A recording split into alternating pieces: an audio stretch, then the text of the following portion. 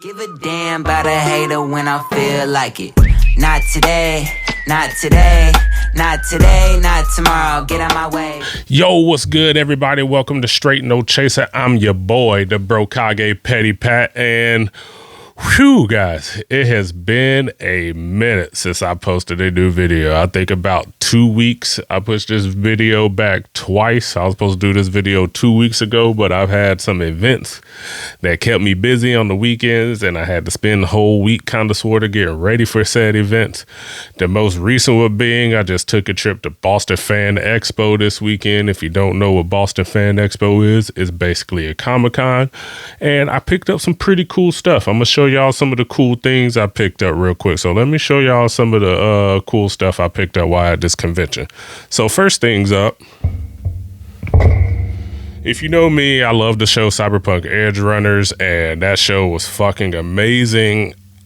I recommend that show 10 out of 10. But if you also know me, my favorite character from that show was this beautiful lady, Miss Rebecca. I picked up this beautiful piece of artwork at the V1 Tech booth, and I love it. I am ready to hang it. And yeah, just Rebecca is so dope, so awesome, and I love this picture, so I had to scoop it. All right, so next up I also got another piece of artwork.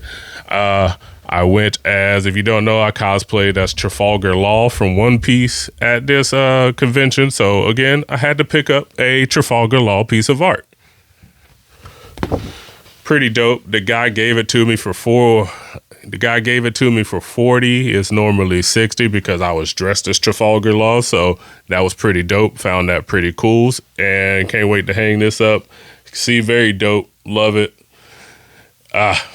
He has some pretty other dope. He has some dope ones too. I'm gonna actually put his info in the description so y'all can go check out his artwork, because he had 3 dope pieces of art that I wanted. He had a Killmonger, a Shuri, and a T'Challa, all in their like Panther suits. So I kind of wanted those, but I wasn't trying to spend the money to get those at the time.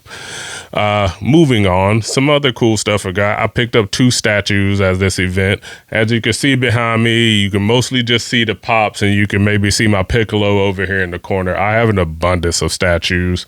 Eventually I have to take a video and do some shit because they need to be cleaned. So I might do a video of me cleaning, taking everything out and cleaning it so y'all can see some of my collectibles. But I picked up 2 statues at this event. I couldn't pass these up, so let me get those and show y'all those. First one up, I picked up this dope-ass Yusuke Urameshi statue. If you don't know who Yusuke Urameshi is, he is from one of the dopest animes on the planet, if not one of the most goated animes on the planet. Yu Yu Hakusho, this is the main character, Yusuke Urameshi. As you see, getting ready to shoot his patented spirit gun. I couldn't pass this up at all. So again, getting ready to unbox this and put him out on the shelves with the rest of my collectibles. But yeah, this is the first statue I picked up. Next one though is,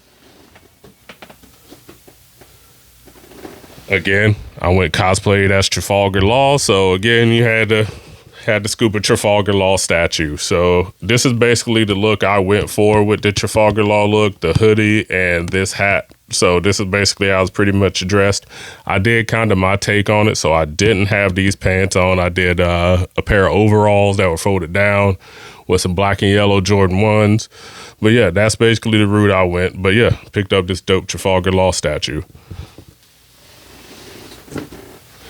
Last but not least, this was my big ticket item. I usually get one big ticket item, one item that I probably shouldn't have spent money on, but these 2 things are my big ticket item. If you know, I watched the show Demon Slayer, goated as hell, love that show. One of my favorite characters and favorite Hashiras is Lord Tengen. So, you know, I had to scoop these. I got my Tengen blades here. I had to scoop these up. I'm not going to take them out of the sheaths, but yeah, I had to scoop the Tengen blades. These were pretty much my big ticket item. I love them. They do not fit on my sword rack, so I'm going to have to find a way to hang these up. And I think I'm going to eventually at some point replace this plastic chain with a metal one. But yeah, my Tengen blades.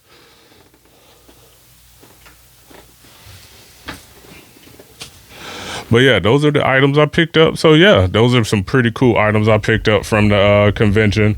I will be posting pictures and stuff from the convention probably later on. Actually, not later on. I'll probably post them at some point in time later today. But yeah, that's pretty much what I've been doing. I had events that came up that kept me busy, but we are now ready to jump in and talk about this. The Twisted Metal series that aired recently here. It came out recently here on Peacock. Woo! Man, let me tell you, when this show originally got announced, like most video game to live action adaptations, I was very skeptical. I pretty much was already writing it off. Like, I thought this shit was going to be garbage, straight butt cheeks. Because if you've seen 85%, actually, that's a little too high. I'll say 75% of video game to live action adaptations are fucking straight butt cheeks. Like, they are not good, straight garbage. So I was very skeptical when this originally got announced because I'm like, again, the first thing that popped into my head, how? Because I haven't played a Twisted Metal since Twisted Metal 3. So at first, I didn't remember that Twisted Metal actually had somewhat of a lore, somewhat of a story to it. So I was like, how are you going to do this? This is just a video game about car violence. But then I did my Googles, people, and I found out there, I forgot, you know what I'm saying? Like I said before, I forgot there was an actual story. So I read up on the actual story from like Twisted Metal 1 to Twisted Metal 3. But they kind of did their own little adaptation for the show. They gave us, let me run through the cast actually for you a little bit before I get to how I felt when the first trailer came out. So the cast, we got Anthony Mackie as the main character, John Doe. We got Samoa Joe / Will Arnett. They both play Sweet Tooth. You got Stephanie Beatrice, who plays Quiet. Quiet is not a character from the original game. That is an original character Peacock made up for the show. If you do not know who Stephanie Beatrice, I can't remember. I don't know if I'm saying her last name right, but she played Rosa Diaz in the amazing comedy show Brooklyn Nine-Nine.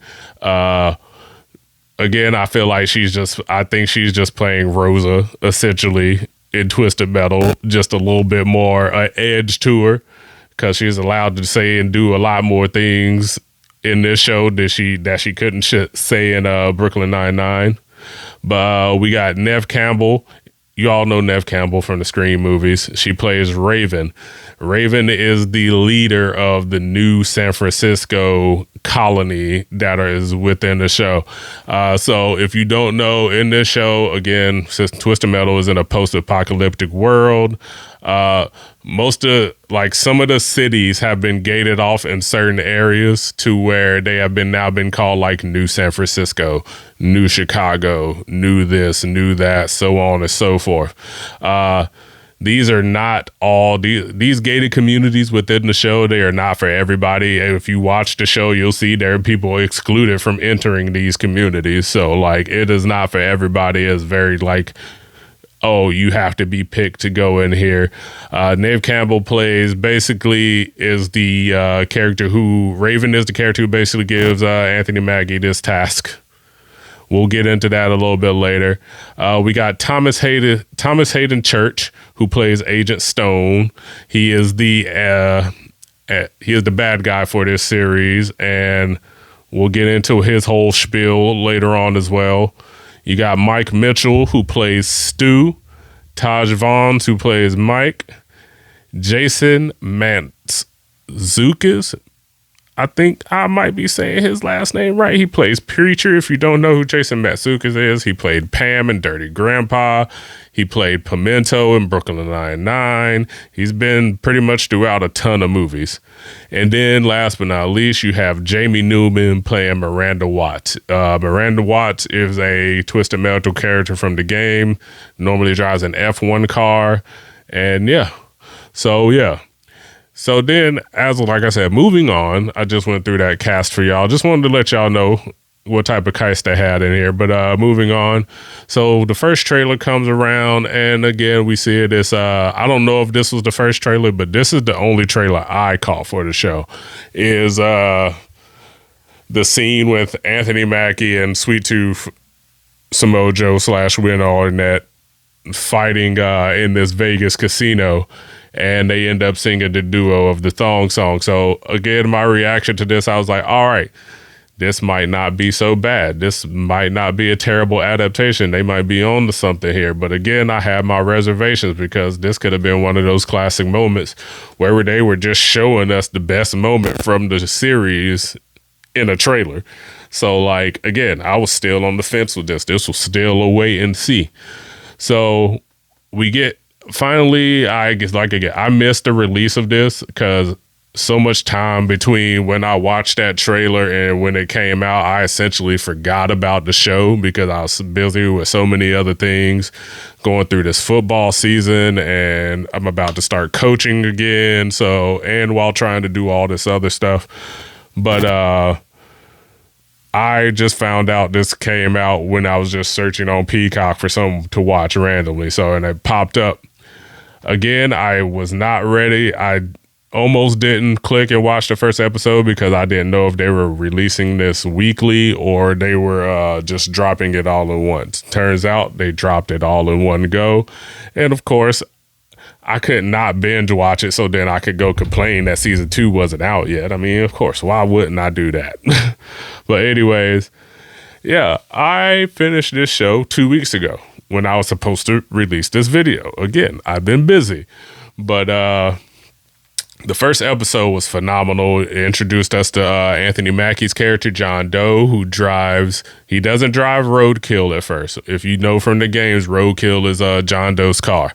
But he doesn't drive Roadkill at first. He drives Evelyn, which is a Subaru WRX. That's like his baby. He loves that car. That car was basically, if you watch the show, you'll understand why this car means so much to him.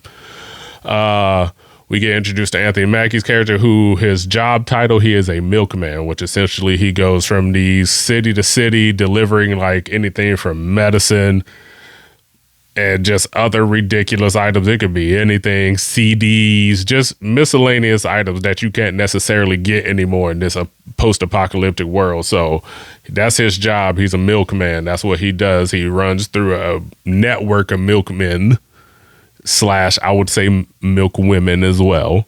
Anyways, so we get introduced to John Doe. He's finishing up a delivery. He then is given another delivery, and it's one of those typical, this is an impossible delivery. No one has ever been able to make this delivery and come back alive type deals. So he gets the job. He goes to New San Francisco to meet Nev Campbell's character, Raven, who is the one responsible for giving him the job. His job is to go all the way from New San Francisco to New Chicago, which apparently is like one of the most dangerous things ever in this show, because as you can see, you basically going across country to get whatever she needs to get. Gas is very limited, as I said, because this is post-apocalyptic, so gas is like currency, and basically trade is like currency in this. Trading things, delivering things, giving people things. Like, money is not like, it is a thing, but it isn't like the most important thing in this post-apocalyptic world. So she gives him the task. Again, he's very skeptical to take it, and she basically says, you take this job and complete it, we'll let you in to New San Francisco. And apparently that's been his like objective anyway, is to stop being a milkman. He's done with the trade. It's dangerous. Like, it is a very dangerous job. They basically go around essentially delivering important items, not knowing if they're going to get robbed by every Tom, Dick, and Harry out driving the streets. So, she gives him the task. We move on. He goes about driving. Later on, we got introduced to Stephanie Beatrice's character because he leaves his car somewhere. We find out they were trying to rob it. Quiet and her brother. I didn't really mention her brother because he's not in the show for too long. But yes, Quiet's character does travel with her brother for like, I want to say an episode and a half, or just an episode. But hell, even half an episode, maybe. I don't even know. I can't remember how long he left in there. But Quiet is Stephanie Beatrice's character. And like I said before, this is original character. Quiet is not a character from the original games or the games in general. We meet up. Then again, we fast forward. Then you meet Thomas Hayden Church's character, Agent Stone, who is basically like the new police of this world. Like, he wants to bring the law back to this world. Like, he's tired of people running around roughshod committing crimes and there's no law. He was a police officer before all this took place, so he wants to bring law back to the world. He is the law, you know, like Judge Dredd type shit. But anyways, he does not drive his original car from the games in this at first, Crimson Fury, which we all know is a Lambo. He drives an SUV in this series, and I think he does drive an SUV in the games. I just don't know which game. Like I said, I didn't play anything past Twisted Metal 3, but that's his main car in this show, is an SUV. You get to meet Mike and Stu. Mike and Stu, who you know in the games, they drive together. They drive the Hammerhead car. These are just your group of friends, just the dummies of the show, the comedy relief, just the ragtag dummies of the show. You later on, you'll meet Preacher, which is, like I said, is Jason Mantzoukas. Preacher again. You meet Preacher towards the end of the first season, so he's not like throughout the whole series. Same thing with Miranda Watts. You meet her like in the last 3 episodes of the show. Miranda Watts and Preacher are both characters from the game. Miranda Watts most notably driving a F1 car, because that's what she was before the world went to shit. She was a Formula 1 racer. But we just go get right into that. And then we just go right into Sweet Tooth.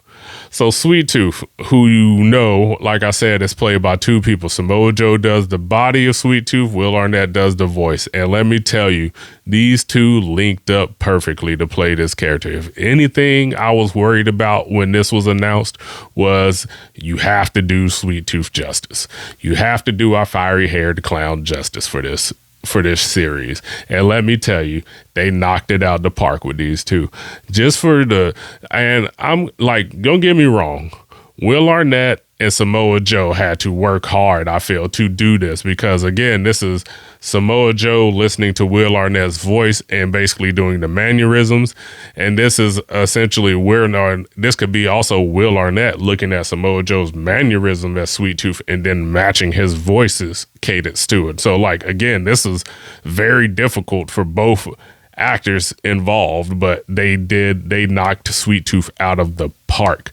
We meet Sweet Tooth, I want to say around either the end of the first or the end of the second, because again, Quiet tries to they meet Sweet Tooth because John Doe meets Quiet along the way after she tries to rob him and steal his car, because Agent Stone essentially made her and her brother choose which one of them gets to live, and her brother ends up making the sacrifice and shooting himself.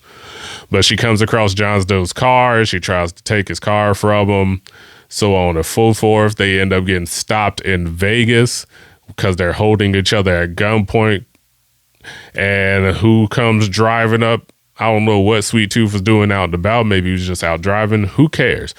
Who pulls up and tries to kill them immediately? None other than Sweet Tooth.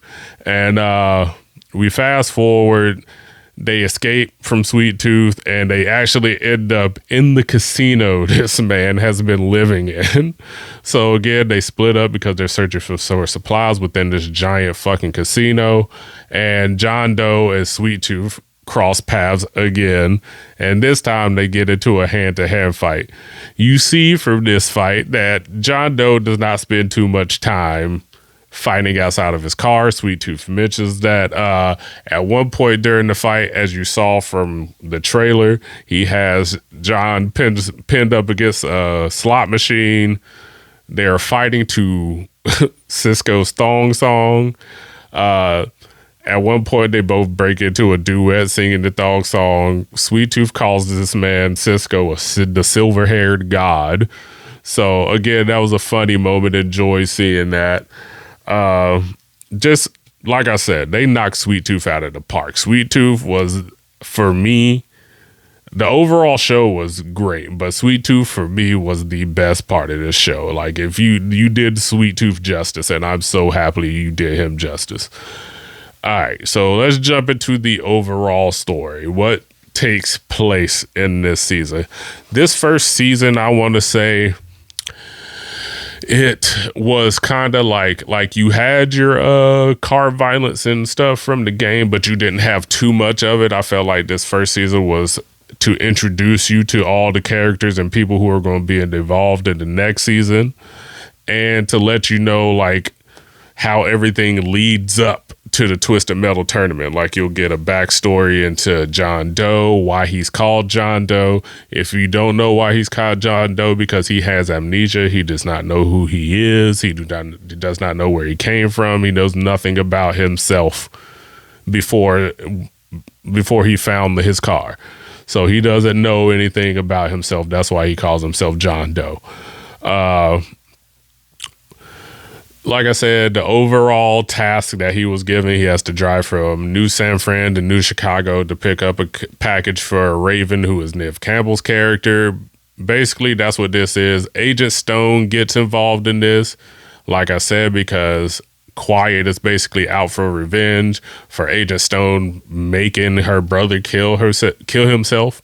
So that's basically where Agent Stone comes into this, and then it becomes like a whole thing with Agent Stone now needing to stop and find John Doe because he's linked to Quiet. And then we fast forward. So Sweet Tooth, while fighting John Doe in the casino, we'll go back to that, he puts on a little bit of performance for them. I don't know if I would go as far as to call it a play, but I guess you could call it his old version of a Vegas show, which basically all he did was reenact a commercial from the promotional video from the Vegas hotel / casino he was sitting in. So they make it through the show or whatever, Quiet and John Doe, and essentially they tell Sweet Tooth the truth, like what they thought about it. They thought they were going to die right there after they finished, but he kind of thanked them. It was like, oh, I needed to branch out and, go sprout my wings. So that's pretty much the last time we see Sweet Tooth up until his interaction with Mike, Stu, and Agent Stone. Sweet Tooth pops up and takes out one of Agent Stone's outposts, kills everybody in there, comes across Stu. Him and Stu actually become friends because they become the S brothers because their names both start with S. But anyways, Mike essentially betrays Stu. That's why, I don't mention Mike. Mike essentially betrays Stu because he was trying to basically fit in with Agent Stone. So he was willing to do Agent Stone's crew. So he's willing to do anything to fit in with this crew, including turn his back on his best friend. So that's why I don't really mention Mike. Mike doesn't really pop back up until Sweet Tooth and Stu go to basically destroy another outpost and kill everybody inside.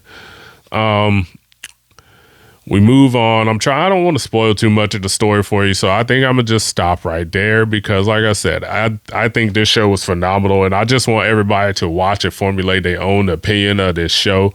This show was very good. It set us up. For the season 1 set us up perfectly for season 2, which is basically going to jump right into the Twisted Metal tournament. We're going to get new characters introduced. We got a little back shot of Axel. If you don't know who Axel is, he's the guy in the Twisted Metal games who has his hands or arms or whatever. His vehicle is essentially just his arms and 2 big ass tires. So, and his body's exposed. So we got a back shot of Axel, and we got a mention of a few other characters. And yeah, but overall, this show was for me, it was a 10 out of 10. I enjoyed this show thoroughly. I wish I could give this show 4 thumbs up. It was such a phenomenal adaptation from video game to live action, which again, like I said at the beginning of the video, does not happen often. I feel like I said, 75% of live action adaptations of video games turned out to be straight garbage and butt cheeks. So this was refreshing that this was done so well, that they took their time to do this very well. So I'm so glad. I can't wait for season 2. We probably won't get season 2 for a while because, as you know, there's a Screen Actors Guild strike going on, which has delayed a bunch of projects, movies, and everything. I don't really know what the strike is about. I'm assuming it has to do with compensation or work conditions in general. But whatever the case may be, give these hardworking men and women who basically put their blood, sweat, and tears into these movies, TV shows, no matter how good, how bad they are, to entertain us, the masses. Give these people what they want. They deserve it. I don't know these people personally, but I feel like for the work they do, they should get what they want. That's just all I'm going to say about that. As usual, as always, that's my time. Keep it classy, motherfuckers. Deuces. Bam.